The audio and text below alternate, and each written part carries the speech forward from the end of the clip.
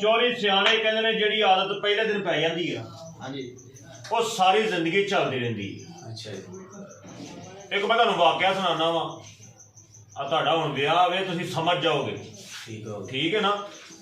एक बादशाह ओहदियां दो कुड़ियां ते बड़ियां ही अथरियां बई द्राक्षियां जेड़ा रिश्ता वेखण वास्ते आवे ओनू ला पा के बिस्त करके दलील करके घरों घर छड्डियां। वो बादशाह बड़ा तंग होने क्या हुण कुड़ियां विआहनियां भी ने घर ते ना बिठाणियां बिल्कुल। उन्हें जनाब अपने वजीर नूं कहा, उन्हें कहा जिन्नी रिहाया हैगी है ना सारी पीपा मार के ना पहले पीपे बजाते हैं तलाह देने वास्ते। उन्हें कहा तलाह दे जाके पांच पांच जितरा तो ना पांच पांच जुत्तियां तो विआह करवा लो।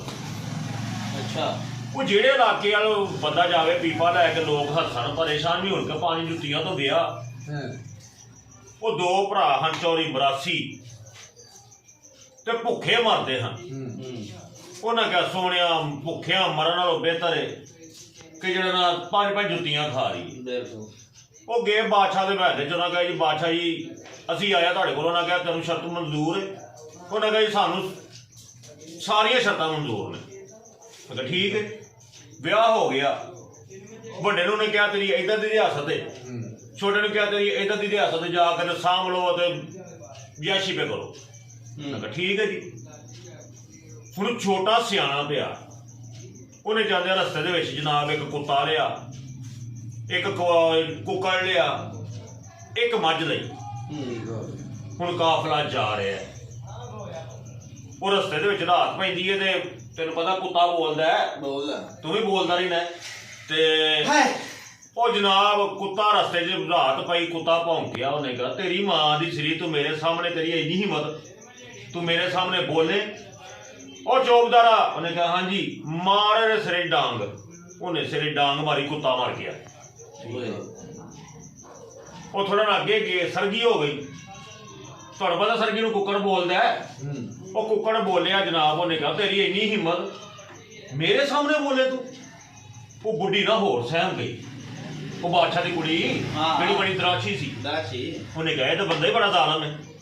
उन्हें जनाब चौबदार को क्या चौबदार उन्हें कहा जी बादशाह सलामत। उन्हें कहा फेर छुरी इनू। उन्हें छुरी फेरती कुक्कड़ भी गया। लो जी हुण सवेर हो गई है ते तुहानू पता सुबह सुबह मझां बोलदियां ने। वो मझ ने किधर किया उन्हें चढ़ गया गुस्सा। उन्हें कहा फेर छुरी इनू। वो जनाब मलका जिहड़ी सी होर सहम गई कि ये तो साडी भैन टंगन नूं लगा फिरन दे ते असीं की करांगे। लो जी चंद साल लंघे बादशाह सलामत मर गए जिहड़ियां कुड़ियां सन।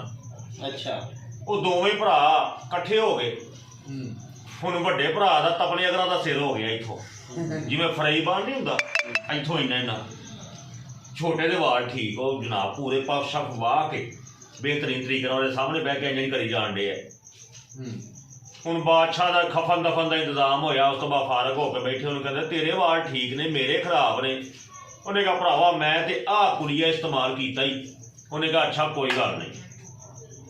4-5 दिन रहे जान लग्या जनाब उन्हें भी की कीता वो वड्डे ने उन्हें भी एक रस्ते च कुत्ता लिया, एक लिया कुक्कड़ ते एक मझ ले। जांदे जांदे रात पै गई। उन्हें जनाब कुत्ता बोलिया। उन्हें कहा तेरी इन्नी हिम्मत तू मेरे सामने भौंकेगा। वो चौबदारा मार डंडा इनू। वो डंडा मार लगा उन्हें जनाब ला जुत्ती रही मलका बुढ़ी ने। उन्हें कहा जे इनू मारना सी तो पहले लिया कर तो सी। उन्हें 5-7 होर मारिया। वो सुबह सरगी हुई कुक्कड़ बोलिया कहना मेरे सामने बोलेगा। वो चौबदारा फेर छुरी इनू। उन्हें फिर ला जुत्ती रही। उन्हें 5-7 होर भेजिया। उन्हें कहा जे तुम छुरी फेरना सी लिया कर तो सी।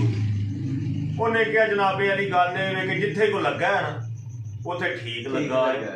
ते शादियां जिहड़ियां होण वालियां ने ना पहले दिन जिहड़ियां आदतां पाणियां जे वो ही चलनियां जे।